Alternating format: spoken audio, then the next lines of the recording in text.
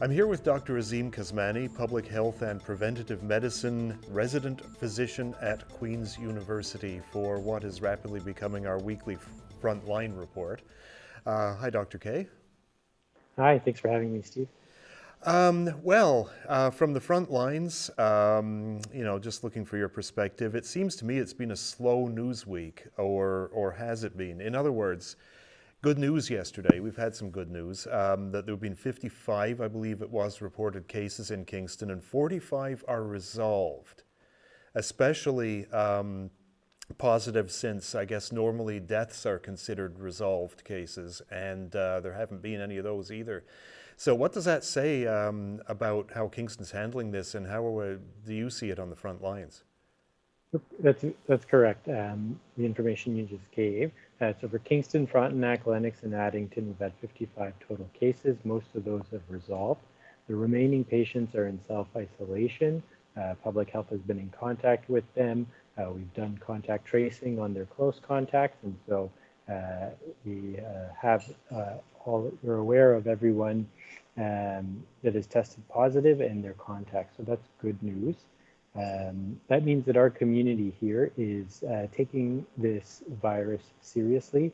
They're practicing physical distancing, and they're taking all the right steps to prevent its spread.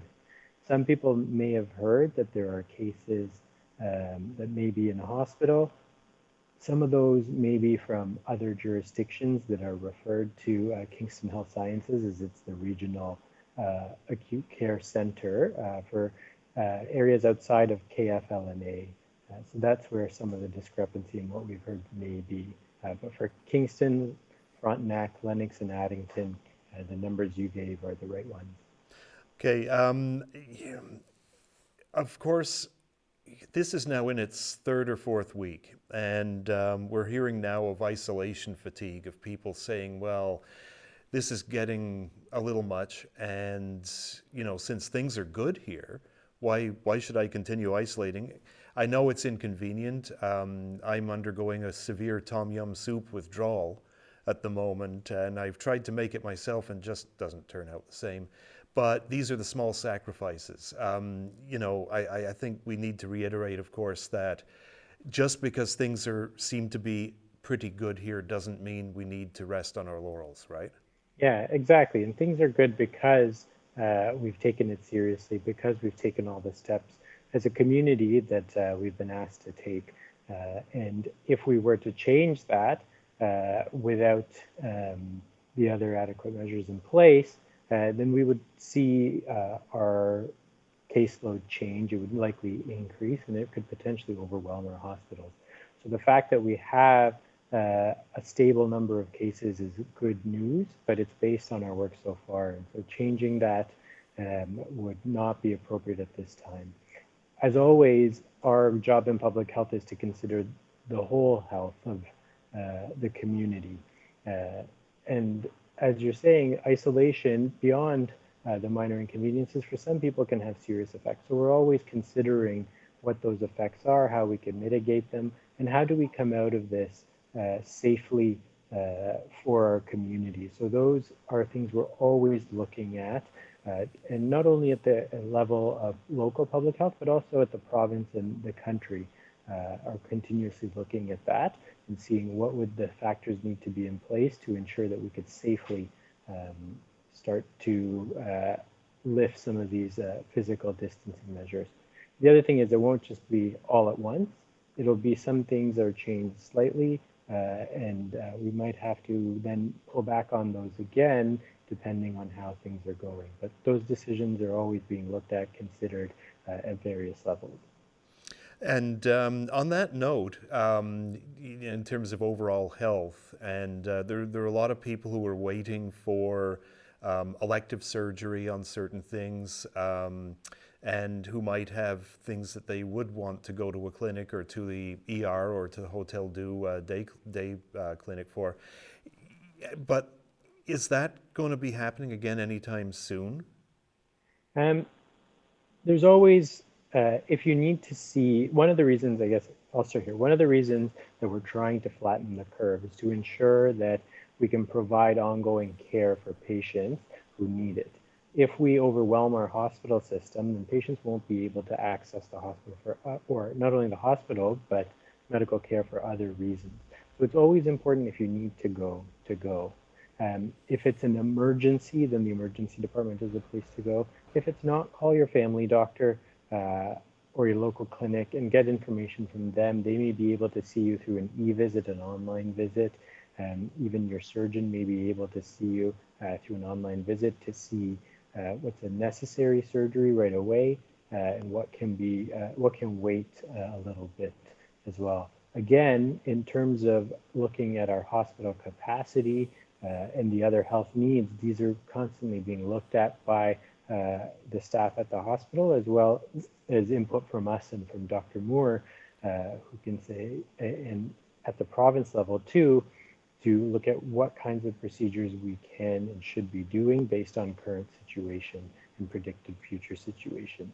But if you need care, you should be accessing it.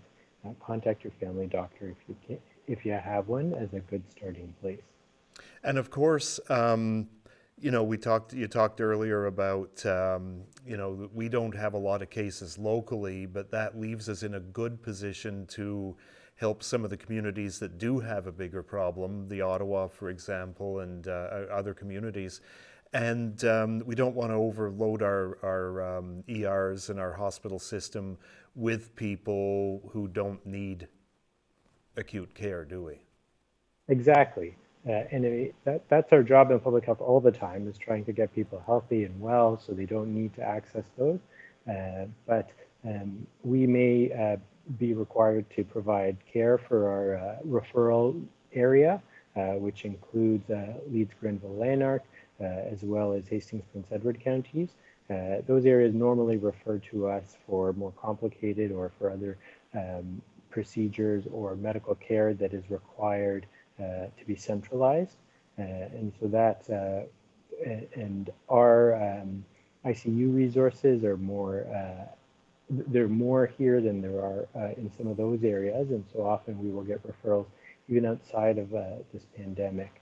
And that will probably continue through the pandemic too, as their hospital capacity is unable to cope. We may be asked to provide additional capacity for them. So I think it's important for residents of Kingston, people watching this, to understand that keeping the curve flat in this community is not just protecting us, it's protecting our neighbors as well. Yeah, and as our neighbors keep the curve flat, it protects us. So we're all working together across the province to do that. And we're continuously looking at how we can best keep the health of the province or of our local area here in KFLNA and broadly at the optimum level. And so when it's appropriate to make changes to the physical distancing parameters, we'll be making those recommendations, or the province will be making those changes to the emergency order. I have one last question. Just basically, if we can recap some of the information, some of the places people can go for information. I think also now we're talking about, you know, with people isolating, people might have concerns about their eye health, their dental health. Where are some of the good places to go to get information on what they should be doing? So our website at kflaph.ca is always a good place to start, and that has a lot of information. The Ontario website, ontario.ca, has a lot of good information. Your places to contact for your specific needs, your dentist probably is still, your dentist or your optometrist are probably still operating clinics via phone or via email. You may wish to get in contact with them that way. I know my wife, for example, needed new contact lenses. And so she called them and got an order through the mail. If you can tell, my glasses are different this week. They broke midweek, but I had an old spare pair, but I know that Lens Crafters, for example, or some of the other optical places are still open for emergency visits. If you need something like a broken pair of glasses to see, that's still available. If you need emergency dental care, that's still available. And if you need other emergency medical care or, pardon me, or mental health care, your family doctor is also a good resource to contact through email or phone. Okay, cool. I guess we'll leave it at that for this week. We'll talk again next week. But I'll leave you with one last. Is there anything I haven't asked you? Anything that you've seen this week? Any experience that you've had on the front lines that you'd like to share with our viewers? I think so. I had a chance to go shopping the other day and pick up some supplies for the week, and it was good to see again how the community was responding. The stores were taking steps to ensure that physical distancing was happening. I should say store. I didn't go to multiple, and people there were doing their part as well, giving everybody space and making sure that they were respectful. People are starting to wear masks. The Chief Public Health Officer of Canada has issued guidance on masks. We'd encourage people to use use homemade masks if they can. A reminder that they protect others from your germs, not you from other people. So you have to keep washing your hands. You have to take them on and off properly. Don't touch your face, and keep the physical distancing as well. But if you do have medical grade masks, we'd ask that you consider donating them to the hospital for use there, as that's where they're most effective. So that was an encouraging sign to see people continuing to take all these steps. And the supplies are great at the stores as well. I got everything I needed. May not be the exact brand I usually get, but all the products were there, and so that was encouraging too. Okay, that's a great place to leave it. We'll talk to you next week. In the meantime, thanks, Dr. Kasmani, and stay safe. Thanks for having me. See you next week.